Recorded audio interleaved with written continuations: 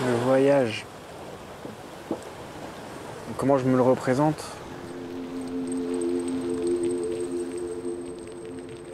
Je crois pas avoir quelque chose de très intelligent à dire.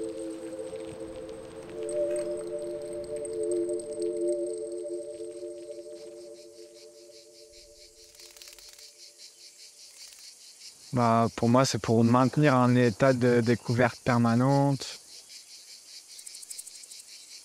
d'aller chercher un petit peu ce qu'on connaît, mais sous différentes formes et ailleurs. Que ce soit dans la nature, que ce soit chez les gens, que ce soit dans les paysages urbains ou naturels.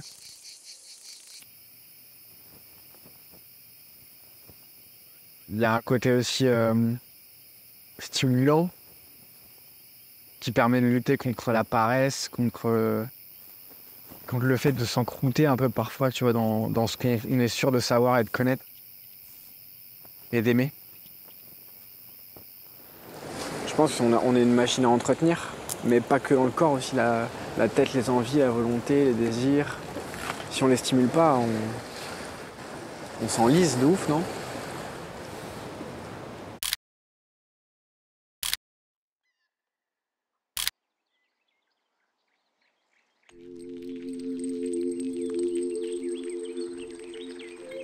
En voyage, tout ce que tu essaies de faire, c'est de créer des situations où les choses sont fluides, où tu t'amuses et en même temps tu te reposes et en même temps tu poses pas de questions et tout ça.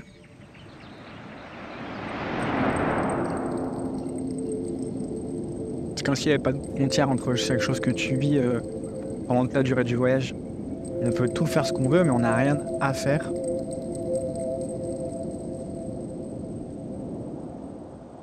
Les sentiments de tranquillité, de joie, de bonheur sont moins fracturés, tu vois. Peu importe la nature du sentiment, même si c'est de la mélancolie ou si tu ressens de la tristesse par un truc ou quoi, bah, comme si le sentiment il venait carrément plus de toi et que tu avais le temps de dealer avec.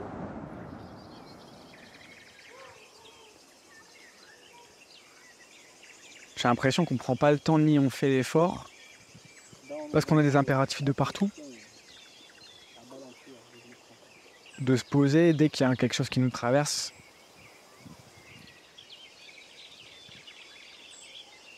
En voyageant, ça paraît beaucoup plus légitime de s'isoler sans se sentir coupable, sans qu'on nous regarde.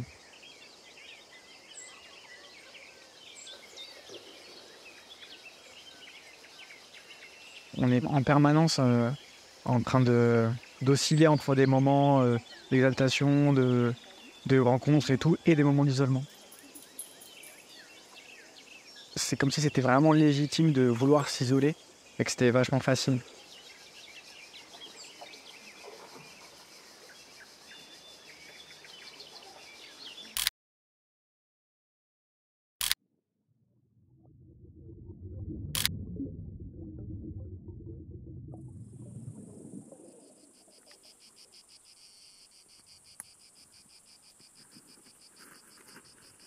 Quand on randonne, t'as la moitié du temps où on parle pas parce qu'on est en train de vagabonder dans nos têtes à fond. Tu marches et il y a trop de trucs qui viennent en tête et tu réfléchis sur certaines choses. C'est une espèce de méditation latente.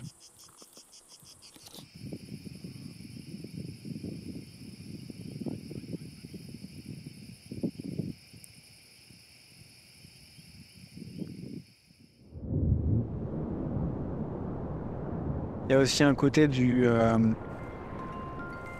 T'as bien de confronter aux forces de la nature qui sont vraiment indomptables. Genre la mer qui s'échoue sur la plage, le pic de la montagne, tu vois absolument tout ce qu'une plaque tectonique elle a pu faire. Un lac gigantesque, t'as l'impression qu'il y a des trucs chelous au fond qui vont t'emporter, je sais pas quoi. En fait, je pense qu'on aime bien voir à quel point on est petit, tu vois. Et à quel point les choses en face de nous, elles peuvent être tellement immenses.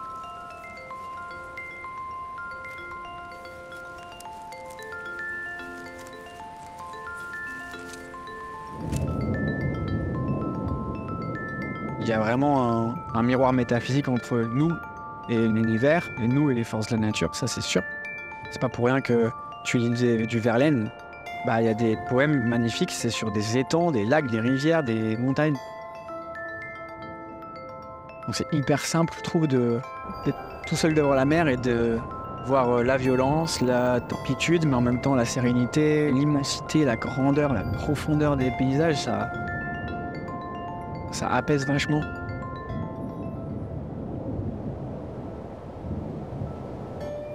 Et ça nous rappelle qu'en fait on contrôle rien, tout nous est indomptable sinon nous-mêmes, et le peu qu'on est capable de construire au final.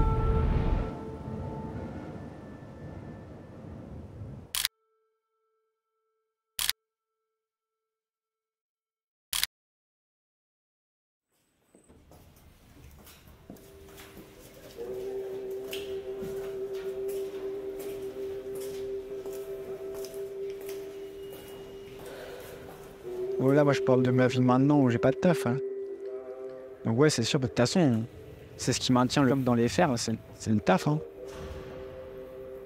Rien que le mot vacances, il a aucun sens.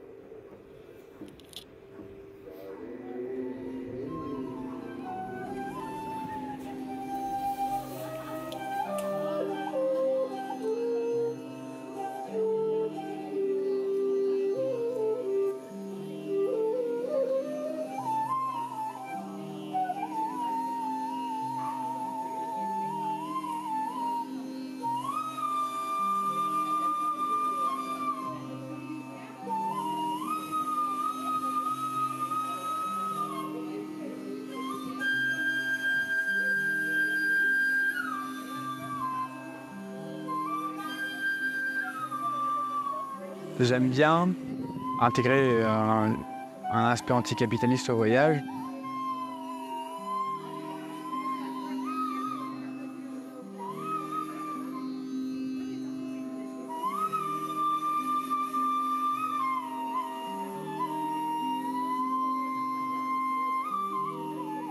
Donc ça veut dire se détacher de tout ce qu'on nous propose déjà existant, déjà servi sur un plateau.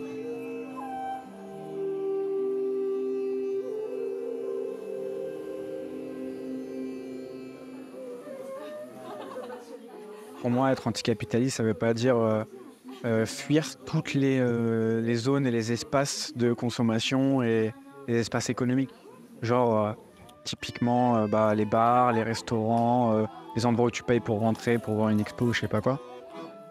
Ça veut pas dire ne dépenser pas une thune, être en dehors de tous les circuits touristiques et tout ça. Ça veut juste dire le vivre d'une autre manière.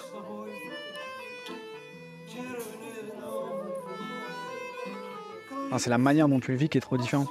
Si tu passes toute ta journée à randonner et tout, t'as kiffé, t'as fait du stop, t'as dormi sur une plage, t'arrives dans une ville, tu te bois un coup en terrasse, c'est un gros kiff.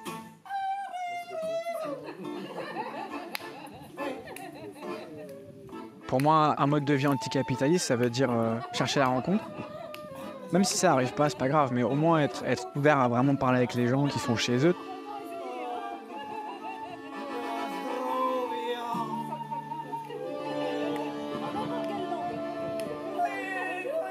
À parler avec eux, à leur demander des conseils. Ça veut dire aussi sortir des circuits quand même bien touristiques, typiquement une base de loisirs sur un lac ou un truc comme ça, tu vois. Aller voir un peu plus loin que ce qu'on a sur le bout de notre nez.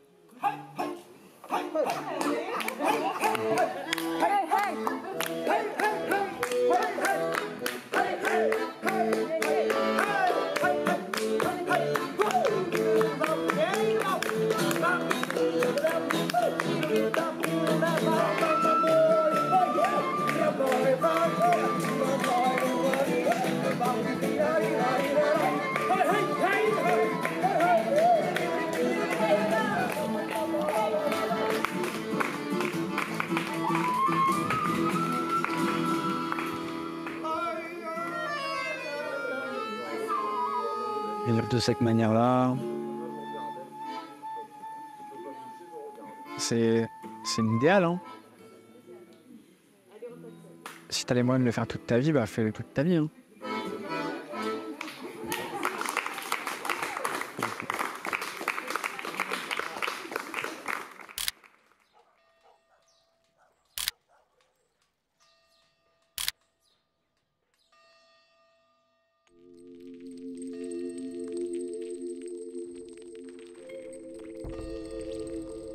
Le temps, c'est une dimension qui est devenue oppression.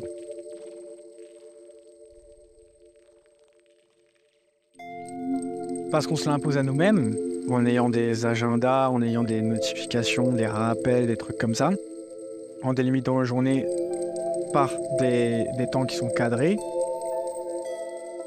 Les situationnistes, ils créaient des villes, en gros, tu étais obligé de te perdre. Tu te baladais d'un endroit à l'autre parce que tu recherchais un certain sentiment. Je pense qu'il faut faire un peu le même travail avec le temps et du coup essayer de créer des moments où tu n'as pas l'impression de passer de quelque chose à l'autre.